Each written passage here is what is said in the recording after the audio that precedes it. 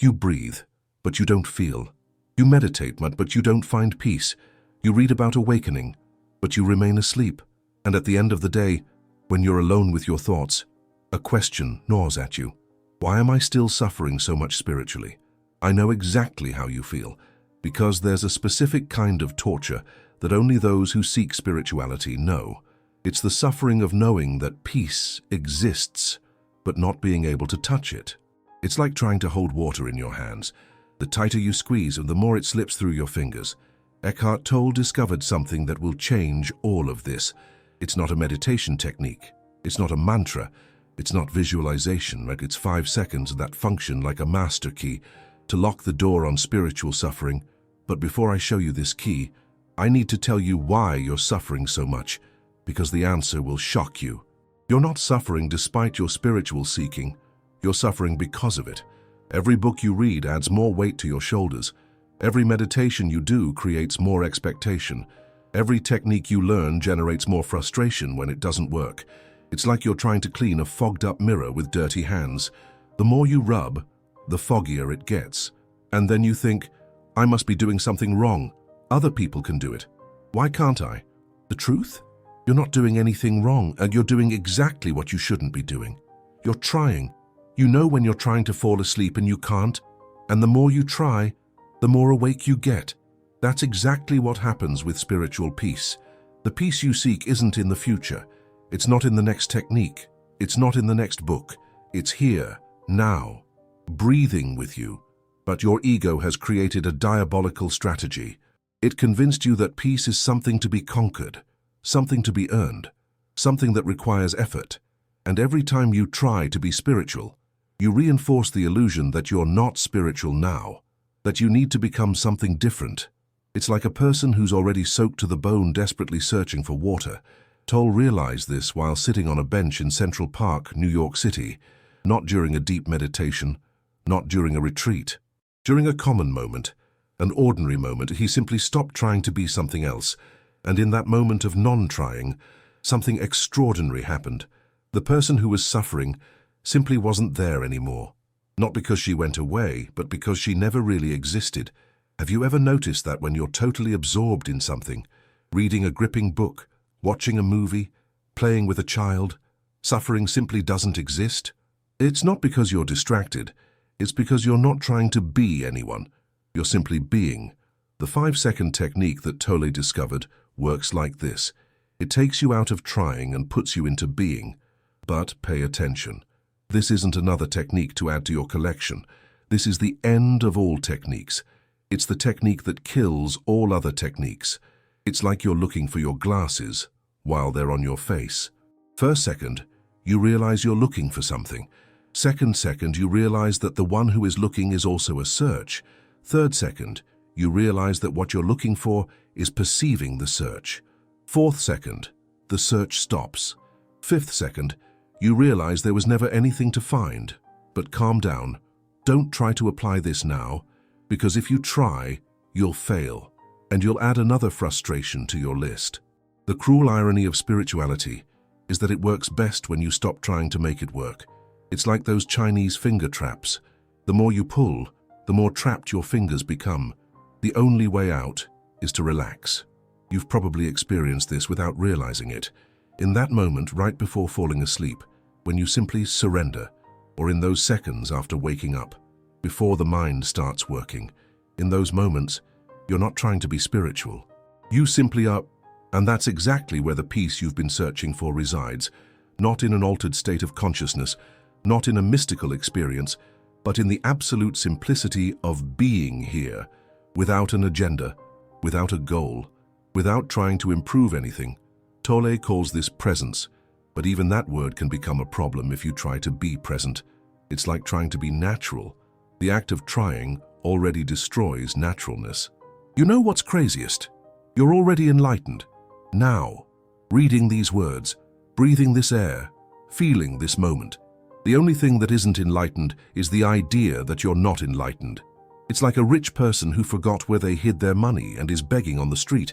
The 5-second technique doesn't give you enlightenment. It reveals the enlightenment you already are. But here's the final paradox. If you use this technique to try to end suffering, you'll suffer more, because the very act of trying to end suffering is suffering. It's like trying to get out of quicksand by fighting against it. The more you struggle, the deeper you sink. The only way out is to stop fighting, to relax, to trust, to allow. And that's exactly what happens in those 5 seconds. You stop fighting against what is. You stop trying to improve the moment. You stop trying to improve yourself. And in that total stop, something breathes. It's not you breathing. It's the breath happening through you. It's life living through you. It's consciousness being conscious through you. Have you ever noticed that your breathing happens on its own? You don't need to remember to breathe. You don't need to learn to breathe. Your body simply unbreathes. That's how presence works. It happens on its own. When you stop interfering, it's like letting the still water in a glass clarify. You don't need to do anything. You just need to stop stirring. But the ego hates this simplicity. It wants something complicated. It wants something you can master, something that makes you feel special. That's why it creates this entire complex spiritual industry.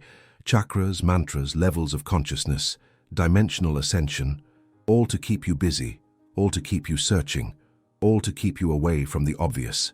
The obvious is that you already are what you're looking for. But don't believe me. Don't make this another belief. Don't turn this into another spiritual concept. In fact, forget everything I've said so far, because if you remember these words and try to apply them, they'll become another prison. True spiritual freedom doesn't come from knowing something. It comes from not needing to know anything. It's like finally stopping trying to understand a Zen koan. The answer isn't in understanding. The answer is in giving up on understanding. And that's exactly where the 5 seconds operate. In that space between trying and giving up, in the moment you completely relax. It's not resignation. It's not spiritual laziness. It's the supreme intelligence of realizing you're already home, that you never left home, that the entire spiritual journey was a dream of someone sleeping in their own bed. And when you wake up, there's nowhere to go, nothing to achieve, no one to become. There's only this moment, this breath, this pure and simple awareness of being alive. No story, no spiritual past, no enlightened future, just the absolute perfection of what is. But wait, it's not over yet. What I'm about to tell you is the most important part, the part that could change your life or destroy everything you believe about spirituality. Stop. Take a deep breath. Feel the air filling your lungs, because what I'm about to reveal goes against everything you've learned about spiritual growth. Tolle's 5-second technique isn't a technique. It's an anti-method. It's the systematic destruction of all methods. And it works like this. First second, you realize you're suffering spiritually right now, not yesterday's suffering, not the fear of the future, the micro-suffering happening now. The subtle tension of wanting this moment to be different. Do you feel it? That slight dissatisfaction with what's happening now. That feeling you should be more present, more grateful, more enlightened. Perfect. You've just found the entry point. Second, you stop trying to fix that suffering. This is the hardest part, because all your spiritual instincts will scream, meditate, breathe, send love, transform this. Don't do any of that. Simply let the suffering be there. Like you would let a cloud pass in the sky. You don't fight the clouds and you don't try to improve the clouds. You simply watch them pass. Second, you realize who's observing the suffering. Here's the mystery. If you can observe your spiritual suffering, who are you? The suffering or the observer? It's like being in a theater watching a play. You might cry with the drama on stage, but you know you're not the character. You're the one watching. And in that moment of recognition, something releases. Second, the observer and the observed dissolve. There's no longer you observing your suffering. There's only observation happening, consciousness being conscious, presence being present. It's like when you're so absorbed in a sunset you forget there's someone looking. There's only beauty happening. Second, you realize there was never a problem. The spiritual suffering that seemed so real, so urgent, so important, is simply no longer there. Not because it was solved, but because it never existed in the way you thought. It was like being afraid of a shadow on the wall, until you turned on the light and realized it was just your own jacket hanging up. But pay attention. This isn't another experience to collect. It's not a state to achieve. It's not a spiritual trophy to win. If you try to repeat these 5 seconds, they won't work, because the attempt to repeat is exactly what creates the suffering. It's like trying to force a laugh. The harder you try, the less funny it becomes. Tolle discovered this in the most painful way possible. After years of trying to be spiritual, he was on the brink of suicide. All the techniques had failed. All the practices had become torture. And it was precisely in that moment of utter despair that it happened. He stopped trying to be Eckhart Tolle, stopped trying to be enlightened, stopped trying to be anything, and in that absolute stop, who he really was revealed itself. He wasn't someone special. He wasn't a guru. He wasn't an evolved being. He was simply pure presence, consciousness without history, being without identity. You know what the first thing he realized was? That he had always been this, that he had never ceased to be this, that the entire search had been unnecessary, like someone searching for their glasses all over the house while they're on their face. And you know what's even crazier? This is happening to you now, while you're listening to these words, while your mind is trying to understand, while something in you resists or accepts. There's a presence here that isn't trying to understand anything, that doesn't need to improve anything. That simply is. This presence has no name, no spiritual history, no growth objectives. It simply is, and it is you, the real you, the you that was here before you started the spiritual quest, the you that will be here after you get tired of all the techniques. But the ego has one last card. It will try to turn this into another achievement. Great, now I understand. Now I know how to stop suffering spiritually. And the moment you think that, you're back to square one, because understanding isn't realizing. Knowing about water doesn't quench thirst. You can have the most detailed treasure map, but still be empty-handed. The realization of the 5 seconds doesn't happen in the mind. It happens in the disappearance of the mind, in the total relaxation of the inner controller. It's like finally stopping trying to control your heartbeat. You realize it's always worked perfectly, without your interference. Your presence also works perfectly, without your interference. But I'll let you in on a secret that no spiritual teacher admits. You'll forget this. You'll go back to spiritual suffering. You'll try to turn these 5 seconds into another practice. And that's perfect. Because each time you forget and remember, the memory becomes deeper, more real, more natural. It's like learning to ride a bike. At first you have to think about every movement. Then it becomes automatic. Then you don't even remember you know how to ride. But there's a crucial difference. Riding a bike is something you learned. Being presence is something you never stopped being. You just temporarily forgot, like an actor who got so lost in the character that they forgot their acting. And these 5 seconds are simply remembering who you are when you're not trying to be anyone. You know where this becomes most obvious? When you're asleep, when there's no mind trying to be spiritual, when there's no ego trying to evolve, when there's no one trying anything, and there's only peace and pure presence, effortless being. And you wake up rested not because you did some practice, but because you finally stopped doing anything. Sleep is your deepest spiritual practice, and you don't even realize it, because in sleep there's no seeking, no spiritual suffering, no one trying to be enlightened. There's only this pure existence, consciousness without content, presence without struggle. But here's the Tolle revolution. You don't need to fall asleep to access it. You can fall asleep while awake. You can relax so deeply that the searching mind simply stops. And that's exactly what happens in those 5 seconds. A micro-death of the seeker. A mini-awakening to what's always been here. It's not dramatic. It's not mystical. It's not special. It's as natural as breathing. In fact, it's exactly like breathing. You don't control your breath. You allow it to happen. You trust that your body knows what to do. It's the same with presence. You don't control presence. You allow it to happen. You trust that your consciousness knows how to be conscious. And in that moment of complete trust, the miracle happens. Not a supernatural miracle, the miracle of absolute simplicity. Of realizing you've never been separated from the peace you've been seeking, that you've never been far from your spiritual home, that you've never needed 5 seconds to be who you already are. The 5 seconds are just a gentle reminder, a soft touch on the shoulder, a loving whisper, hey, you're already there. You haven't arrived somewhere, you've arrived nowhere. which is exactly where you've always been. And now, breathe. Feel your hands. Notice you're alive. Notice you're conscious. Notice you're present. Not because you did some technique and not because you applied 5 seconds, but because you stopped trying to be something else. The fogged-up mirror is finally clean. Not because you cleaned it, but because you stopped breathing on it. And what do you see in the reflection? Nothing special, nothing extraordinary, just you. The you that's always been there, the you that never needed fixing, the you that breathes. And feel the you that is alive now. But let me tell you something that will surprise you even more.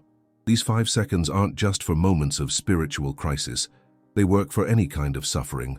For any moment when you catch yourself trying to be different than you are, when you're stuck in traffic and feel angry, when you're at work and feel bored, when you're with your family and feel irritated, when you're alone and feel lonely. In all these moments, there's always the same structure. You're resisting what is more. You're trying to make the moment different. And that's exactly where the 5 seconds operate as a universal key. Imagine you're experiencing anxiety. Your mind is racing, your heart is pounding, your thoughts are panicking. First second, you notice, I'm feeling anxious right now. Not, I am an anxious person. Not, I always get anxious in these situations. Simply, anxiety is happening now. Second, you stop trying not to be anxious. Stop taking deep breaths to calm down. Stop repeating positive affirmations. Stop trying to meditate your way out of the anxiety. You simply let the anxiety be there, like you would let rain fall from the sky. Third second, you notice who's observing the anxiety. There's anxiety happening, and there's something in you that's aware of the anxiety. Is that something that's aware? Anxious, impossible.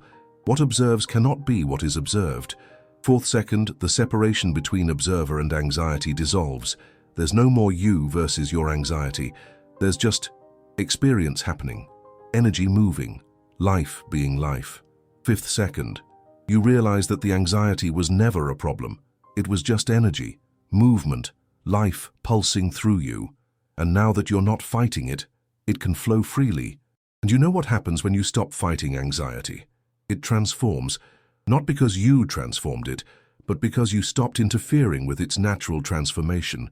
It's like stopping stirring muddy water. It clarifies itself. This works for any emotion. Anger, sadness, fear, frustration, shame. They're all just energy in motion, and energy wants to move. The problem is when you try to stop the movement or speed it up. It's like trying to stop a river with your hands. Impossible. The only intelligent option is to let the river flow. But here's something Tolle discovered that changed everything. These difficult emotions aren't obstacles to presence. They are portals to presence. Every moment of intense anger is an opportunity to discover what in you never gets angry. Every moment of deep sadness is a chance to find what in you never gets sad. Every moment of fear is a doorway to what in you never fears. It's like using the darkness to discover where the light is. That's why Tolle says something revolutionary. What you call a problem is actually the solution in disguise. Your spiritual suffering isn't what's preventing your enlightenment. Your spiritual suffering is your enlightenment trying to reveal itself, but you're so busy trying to get rid of the suffering that you don't notice the gift it's trying to give you. It's like receiving a gift wrapped in ugly paper and throwing it away without opening it. Every time you suffer spiritually, something in you is trying to be born, something deeper that wants to express itself, something more real that wants to emerge. But the ego interprets this as something is wrong, and then begins the frantic search to fix you, when in fact you don't need fixing, you need space. Space for what wants to be born, to be born. It's like a butterfly trying to get out of its cocoon. If you try to help, you'll harm the process. The breaking of the cocoon is necessary to strengthen the wings. Your spiritual suffering is the cocoon breaking, and what's being born is your true nature. But you get so desperate to stop the pain of the breaking that you don't allow the birth to happen.